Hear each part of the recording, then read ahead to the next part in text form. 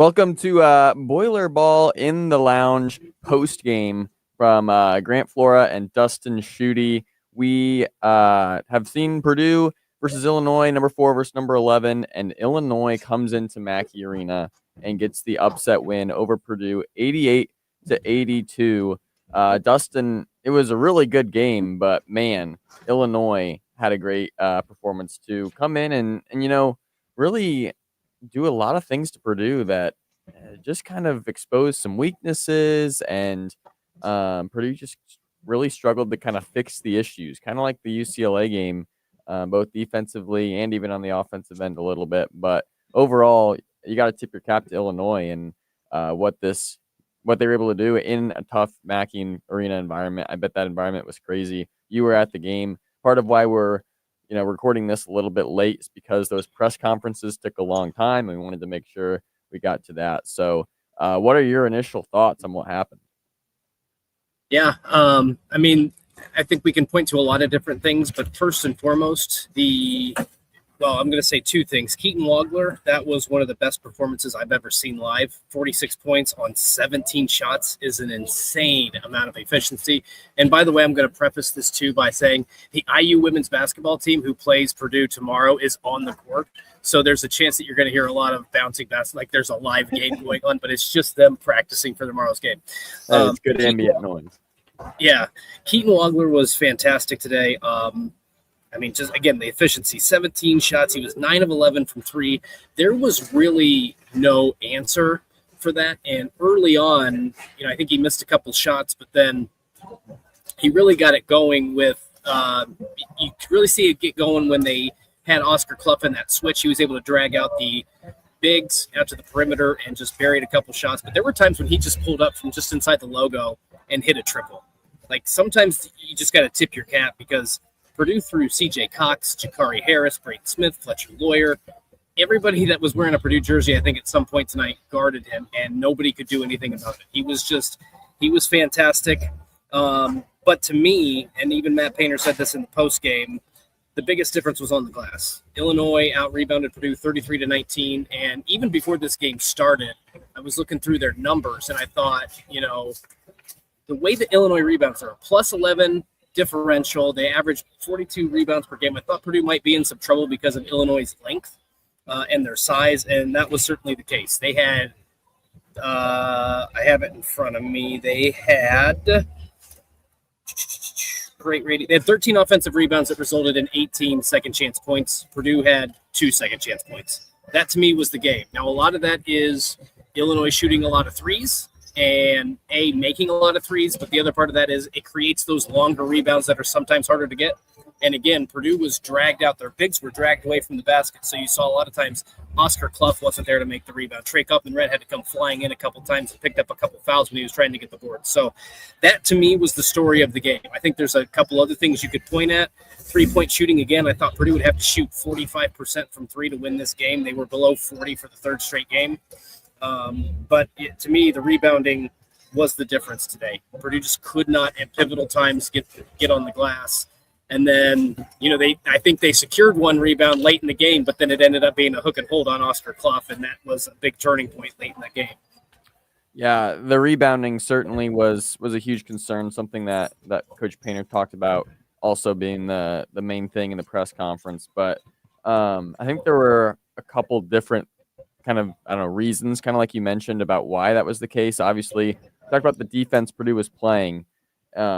What they were doing was they were switching a lot on the different guys onto Keaton Wagler, and a lot of times ended up being Oscar Clough, TKR, and then Jacobson when he was in the game. And it sounded like a lesser of two evils type of decision that Coach Painter and the staff made to do that. And what it opened up was not just pulling the bigs out and causing some rebounding issues in the post, but also Wagler trying to score on a big guy. Like, he just was able to create some space, and basically however he wanted. He could use his dribble moves, do his thing, his little shake and bake, and he found himself open. Now, they were still tough shots, don't get me wrong, but I think Illinois found that, and Keaton Wagler himself found that to be a very favorable position to be in. And it ends up in a 46-point night for Wagler and also getting on the offensive glass. The other part of that, too, is their length. Like, that's something a lot of people didn't talk about. But, like, Purdue is not a small team. Clough and TKR, 6'9", 6'11" in the post. You got Jacobson at 7'4". They're not small. They don't lack length in a lot of places, at least in the front court. But man, between the Ivisic brothers and Mrkovic and even the guards and their length, like they were able to, kind of rise up over some of those box outs. They were able to just kind of tap the ball around. And the more that ball is kind of in limbo, the better chance the offense has to come up with it. And they just did so many things to make life difficult for Purdue. I almost think this is going to sound probably dumb, but I almost think the worst case scenario for Purdue was for Kylan Boswell to get injured, because he's a guy who's 6'2" and sees a lot of minutes, and he's the smallest guy. Like everybody else is 6'5" or taller, and Purdue just doesn't have that same sort of size. Now, it doesn't mean you can't fight on the glass, but I think to your point, when the ball gets tipped around because they got longer arms and taller players, that allows for more offensive rebound opportunities. So, I think that was a huge aspect of this game. And how many times, especially late, did you see Illinois dish off a pass into the corner? Usually it was, especially down the stretch, Wagler decided, I'm going to distribute, and was able to find guys in the corner. And Oscar Clough, or TKR's left, I think it was Clough twice, was left having to fly in across the court. And I mean, you saw guys recovering out of the switches or out of the rotations and just flying by. And so to Illinois' credit, the patience they had to either pump fake, set their feet, wait for the guy to fly by. I think Benner did it once. I think Jakari Harris did it once. Oscar Clough did it a couple times. It was just one of those days where there is so much noise here, Grant. I can hardly think. So if I lose my train of thought. But it's a credit to Illinois, because I think that they had an excellent game plan. And look, it's kind of like one of those teams, like if this is similar to me, like with Alabama. If Alabama hits shots, sometimes there's just nothing you can do. They're going to get you out of rotation. They're going to take advantage. And the thing that was concerning, we kind of texted about this at halftime. When you looked at the stats and everything and you saw Purdue was only up 4, there was a little level of concern for me as well. And I know you felt the same way too. But they just hit shots and they caught Purdue off rotation. If they miss a couple of those, it's a different game. But Purdue just could not get stops today. And I think, at pivotal times, look, they had a 4-point lead with less than 3 minutes to go. In the first half, they were up 11. They were up 10 in the final minute of that first half. And then Illinois goes on a 6-0 run. It's a couple threes to close it out. And it was very similar to the game against UCLA over the weekend, on Tuesday, where they had a 6-point lead with 90 seconds to play, something around there, and couldn't hold on. So 2 really devastating losses that Purdue could have won, but you got to move on because it's the Big Ten, and you're going to play Indiana on the road in Assembly Hall. And guess what? It's another team that shoots the 3 ball extremely well, and Purdue's had some trouble with that this year. Yeah, I mean, you look at Illinois, 48% from the field today, 47% from 3, 18 of 38. Like, that's insane. They made 18 threes relatively efficiently. But even from the field, like 48%, but if you get 13 offensive rebounds, you can almost erase 13 of those misses because they have more shots without losing that possession. That makes it 27 of 43. And now you're talking about, I don't know what percent that is, but it's well over 50, probably 60 plus. And so when teams shoot like that, and especially from 3, which is going to accumulate a lot faster, there isn't always anything you can do, especially if they're tough shots, like what Keith Wagler was doing. So it's the upside to playing a style of basketball that Illinois plays and that like Alabama plays, that if you get it rolling to perfection, the way that it's designed to work, it's really hard for anybody to beat you. It's the type of team that if they get hot in the NCAA tournament, there's no limit to where these guys can go. So impressive, however, to see them do it in a road environment like Mackey Arena, because everybody talks about how hard it is to shoot and execute on the road, let alone like what Purdue has and against a team like Purdue. So, again, got to give a lot of credit to the Illini. This is I don't want to hit the panic button right now because we're still got 2 months, not quite 2 months left in the regular season. But my concern, to me, today was the reason you brought in a guy like Oscar Clough. And it's not to say that they can't have a bad day or an off night or whatever the case might be. But these are the type of games when you can't get stops, that getting those rebounds is so critical, and Purdue couldn't do it. And they couldn't do it against Iowa State either. Like this is, and so that to me is a little bit of a troubling sign that your defense has played pretty well.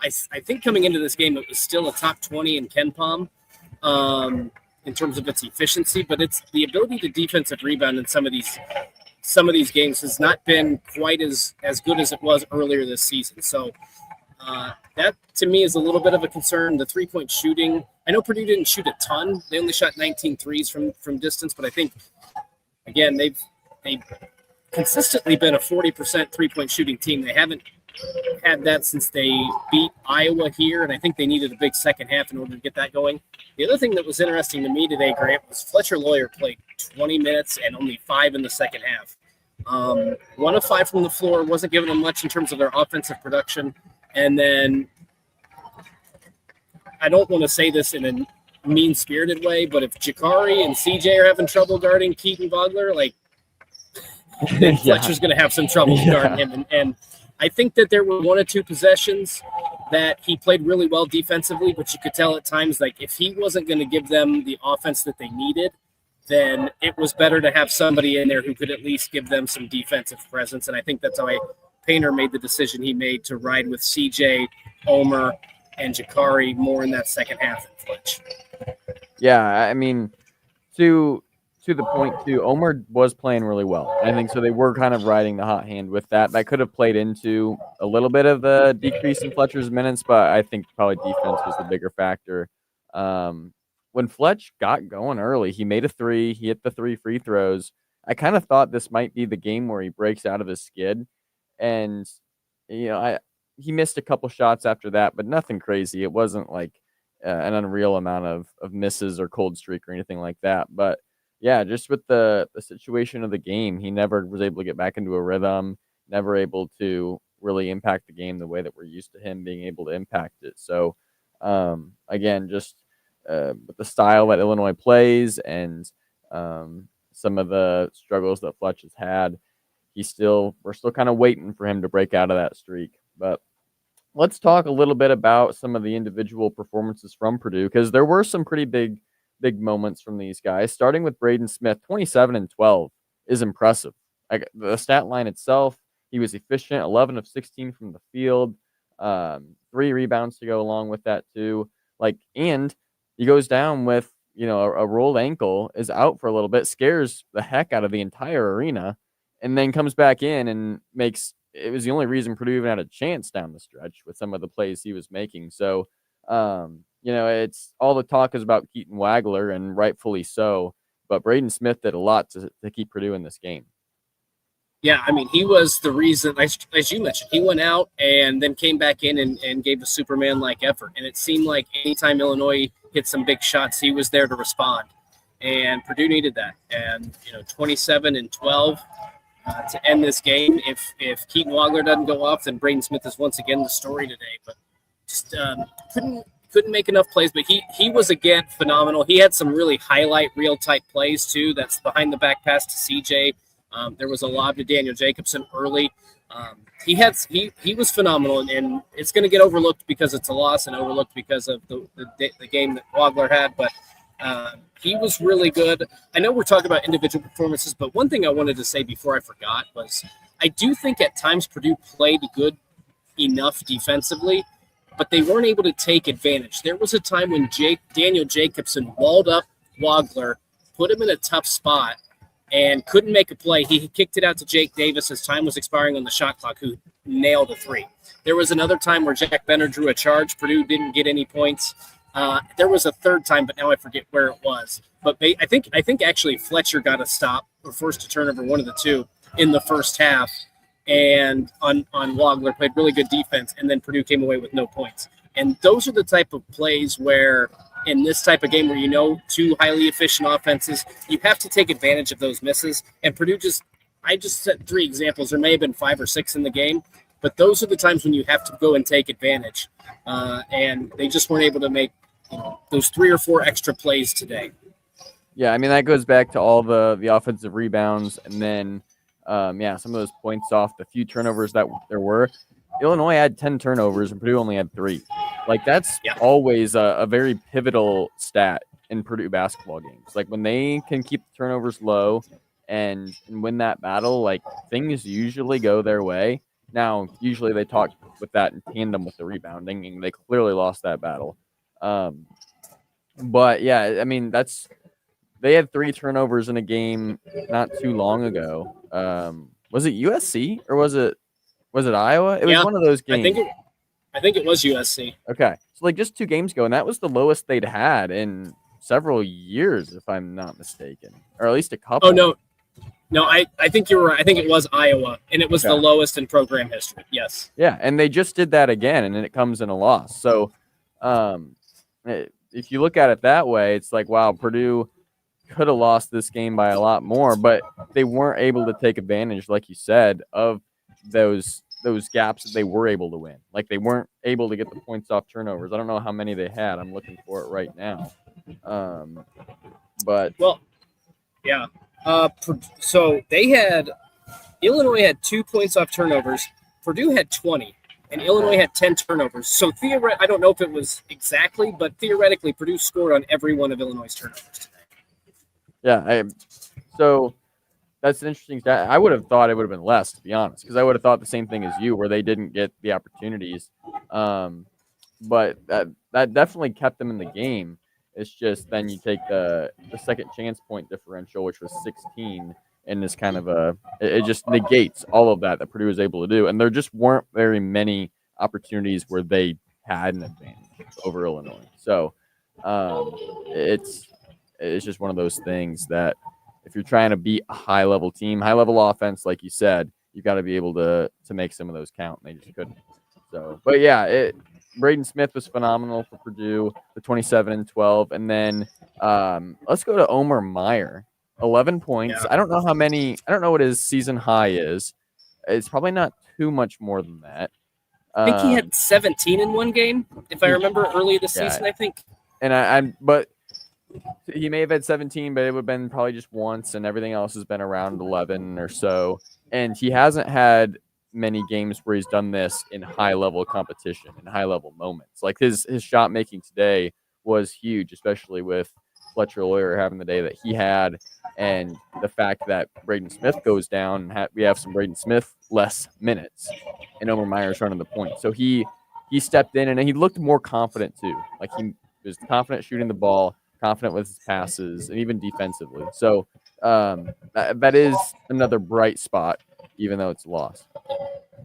Yeah, I mean, I think the job that Omer's doing, and I've said this, I think that Omer can still be the most improved player from start of the season to finish of the season, and it doesn't necessarily have to mean he's going to be averaging 10 points and 5 assists every game. It means that he's doing his role better, and today he was called upon and he delivered.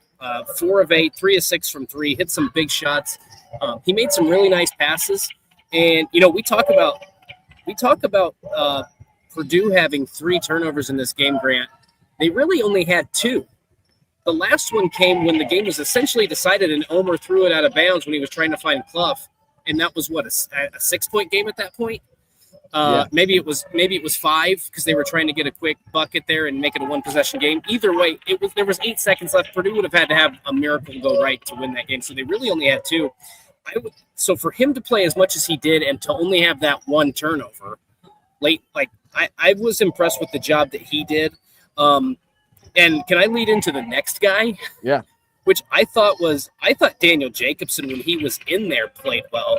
And I was a little surprised he didn't get back into the game because I thought he was providing Purdue with a nice lob threat in the post. Now, I don't know if Illinois made some adjustments. Certainly he wasn't the best rebounder, and there was a time when he got his shot blocked because he tried to lay it in instead of just dunking it. But I thought in the first half at least, I thought Daniel gave Purdue some really good minutes. I don't know, I don't have the stat in front of me of what the difference was per half. I'm going to see if I can bring that up really quick. But he did some good things in the first half. He played 18 minutes, 7 in the second half. I don't know. This was a game where Oscar played relatively well, but I think you could have seen a little bit more of Jacobson in this one too. Yeah, well, hold on. I'm seeing 11 minutes. I'm seeing 11. Oh, wait. I looked at the wrong thing. 4 minutes in the second half. Okay. I looked at 11 total. But I thought he played well enough to get more minutes. I'd be interested. I should have maybe asked what they saw that they didn't like in terms of that matchup. Because I don't. Maybe you saw something different. I'll let you weigh in on this. I didn't think he was doing anything. Like, I don't think that Oscar was doing anything so much better than Daniel was in today's game. Yeah. So that's an interesting point that you brought up, because I do think most likely the reason he didn't play more was rebounding, and just the physicality of the game. Like you mentioned, the times he got his shots blocked, and it just didn't feel like he was going up super strong at times. And then obviously, Oscar Clough with his physicality is shown to be a little bit better of a rebounder. But I actually really liked what Jacobson could do defensively. Like, I thought when they made their switches and a big guy was guarding Keaton Wagler or one of their other guards, I thought Jacobson probably did the best. Like, just because he was longer and could affect the shots. Like, he did that a couple times, at least in the first half. And so I would have been interested when Wagler was just really being unguardable and kind of what they were doing wasn't working. They already weren't rebounding super well. I would have been interested to see what Jacobson could have done if he could have played better enough defense to maybe make a couple possessions go differently, and maybe it would have made some sort of change, and maybe offensively as well if he gets back to his lob. So that's a good point. And I think, too, the interesting thing is in a game like Painter does like to go with the guys who have, like, you don't doubt Oscar Clough, and he's been a great rebounder. The team's, one of the best rebounders along with TKR on this team this season. So you don't want to cast doubt on him. But I do wonder, when we talk about some of those longer rebounds, does the fact that Jacobson maybe doesn't have to be as physical and just has to reach up, if his hand's in the way, does he get a few more of those rebounds and get Purdue a few more of those extra possessions? It's something we're never going to know. But I'm not saying he needed to play a lot more. I'm saying I would like to see him in there maybe 4 or 5 extra minutes in the second half to get his number up to, maybe closer to 15, 16 minutes for this game, because it wasn't like it's one of those games where it was Oscar Clough, 20 and 12 and Purdue loses.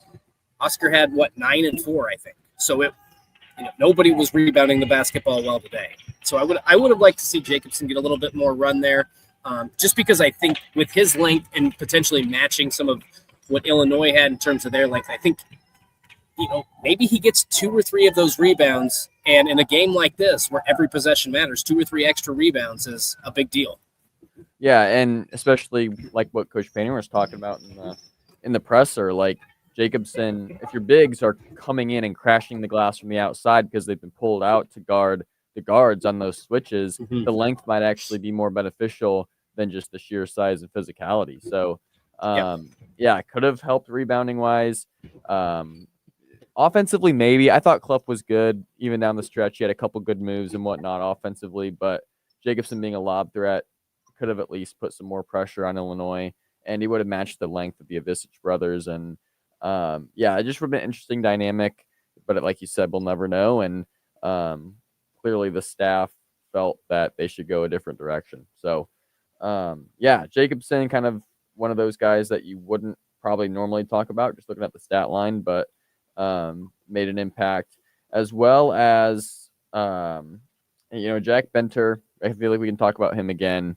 A similar type performance that we've seen. Only 5 points today, but drew at least 1 offensive foul and probably should have had 1 or 2 more that I felt like they called the other way that I wasn't so sure about. But it just another guy that just makes some intangible plays, and you saw it again today, especially with TKR in foul trouble.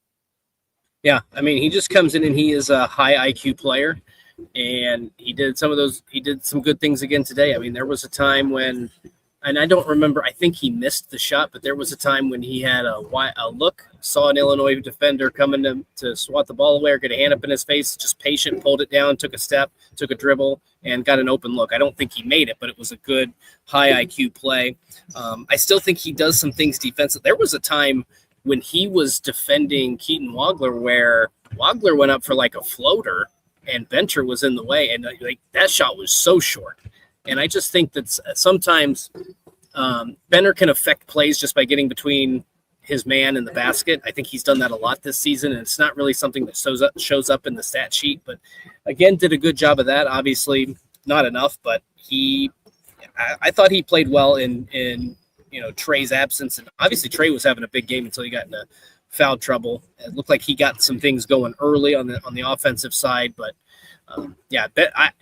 I don't know if there's been, Grant, a bad Jack Benter game or bad Jack Benter minutes. Like it doesn't mean that they always excel when he's on the floor, but I can't think of a time when you're just like, man, he really struggled today. And maybe that's because his role is to come in and be the high IQ guy, the energy guy, and knock down some open shots when he gets those chances. Yeah, I mean the expectation for him, I feel like, is lower, at least what it has been most of the season, just because he's off the bench and is new to the team. But yeah, I feel the same way. He's every time he comes in, it feels like he brings something that wasn't already there, and it shows. I think especially defensively, like he's way more switchable than Trey Kaufman-Renn. Just the way he can move, and he's more of that perimeter defender. So, but he's also going to be able to handle himself in the post. Not as good as TKR, but like it's not as much of a liability as what you might think.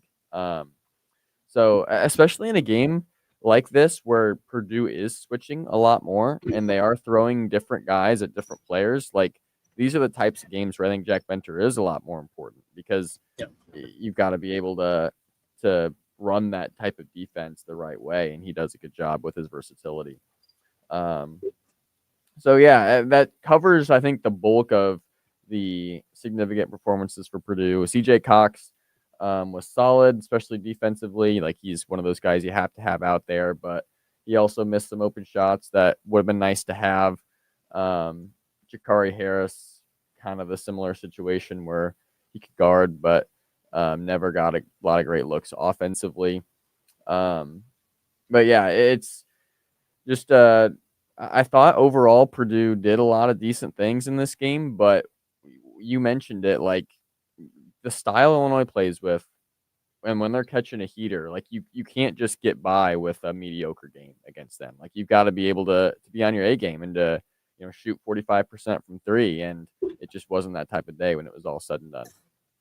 Yeah, I mean, this is the type of game where if Purdue hits, 3 more shots from behind the arc, you leave pretty like you're concerned maybe about the defense, and you just say, "Hey, Keaton Wagler had a great game," but because it's a loss, you kind of reevaluate everything, and that's just how sports work, and that's how fandom works. And when we're kind of going through these guys, I know I've been critical of a few of the names here, and I think that's part of it. But I don't know that anybody had a bad game. Like Purdue collectively played poorly defensively and rebounded poorly, but in the first half, Grant, everybody had scored. Everybody that stepped on the court had a bucket. And so, to me, I don't know that this was this is just a game where you get into a shootout, you'd like to have a few more rebounds. But, again, if you hit 1 or 2 more threes in this game, it could be a completely different game. If you don't have the hook and hold, it maybe is a different game. If you're able to close out the half, there's a lot of single things that you can point to. I think that if you're able to close out the half a little bit better, get a few more rebounds, and maybe knock down a few more shots, you get a win. But it's a tough one to swallow because it's back-to-back losses, and now you're 7-2 in the Big Ten. Nebraska won today; they're still undefeated. Michigan, Illinois, Michigan State all still have 1 loss in the conference, I believe. So the race is far from over, but now it's an uphill climb. The fortunate thing for Purdue is they play except Illinois, they play everybody that's ahead of them on the schedule. And most of those games are at Mackey with the exception of Nebraska. So still have an opportunity, but I think today was a bit of a blow, especially after you lost to Illinois on the road, or UCLA on the road in a heartbreaker as well. Yeah, it's the good news, but also the bad news that you play all those teams because you have the opportunities, which you want. You want to be able to control your own destiny, but also it means you have a lot of opportunities still to stumble. And when you lose a couple of these early ones, you can't afford as much on the other side. So, yeah, Purdue's next game Tuesday night. That is the Indiana game at Assembly Hall, if I'm not mistaken. And I remember last year they went to Assembly Hall. They were on a losing skid, and that skid prevailed against Indiana. So That'll be something to watch for. Obviously, not a good situation if you lose 3 in a row, especially when the third one is to your rival. So hopefully the Boilermakers can regroup and get ready to go into Assembly Hall and bounce back the right way. But any final thoughts before we sign it off? I mean, if you were a non-college or non-college, if you were a non-Purdue fan and just loved college basketball, this was probably one of the top 5, top 10 games of the year so far. I mean, it was just an outstanding offensive. If you like defense, it wasn't your favorite, but this was an outstanding offensive basketball game. It had an Elite Eight type of feel. Just a really good basketball game, but obviously, if you're a Purdue fan, it didn't go the way you wanted. All right, so final score 88-82. Illinois, number 11 over Purdue. They will likely climb in the rankings. Purdue will likely fall. We'll find out on Monday. But for Dustin Schutte, I'm Grant Flora saying so long from Boilerball postgame in the lounge.